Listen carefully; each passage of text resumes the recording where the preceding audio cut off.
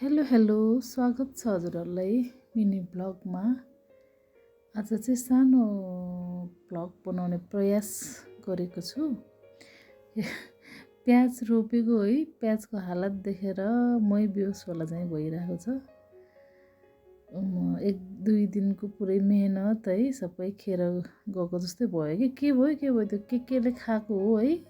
ठुटो न ठुटो भएको छ, मरेको जस्तो पनि छ। हेर्नु न झार, हेर्नु न झार पुरै है, प्याज चाहिँ छैन। कता कता के प्याज हेर्नु न।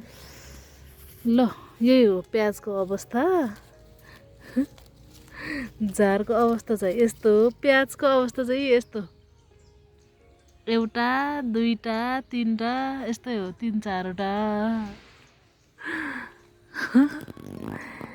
उता चाहिँ गोडिसक्यो, यता चाहिँ हामी भर्खर गोड्दैछौँ। साँच्चै नै केले खायो है, केले मर्यो, केले के भयो यो प्याज है। म त अचम्म, हामी अचम्म। यसरी ठुट्टो, यसरी ठुट्टो ठुट्टो हेर्नु न, ठुट्टो है, केले चाहिँ खाएको हो यो।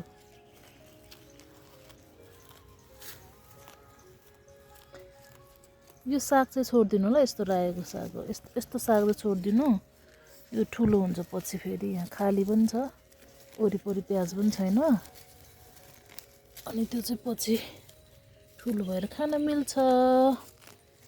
के हो हेर्नु न, यो यति एक दिन यहाँ बस्दाखेरि किन बस्नु भनेर हामीले चाहिँ हेर्नु नि, प्याजै छैन हो। कता कता भेट्छ यहाँ प्याज, खोइ यस्तरी खाएको छ। तै पनि आउँछ कि भन्ने आशामा गोडमेल भइरहेको छ।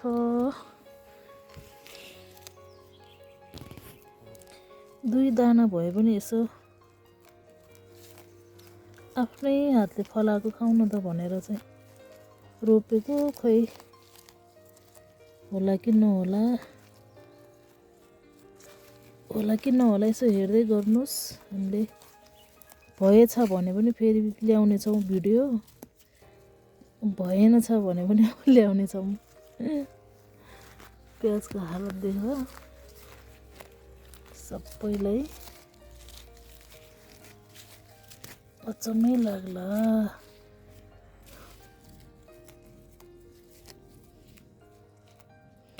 स्टे ट्युन, लास्टसम्म हेर्नुहोस्,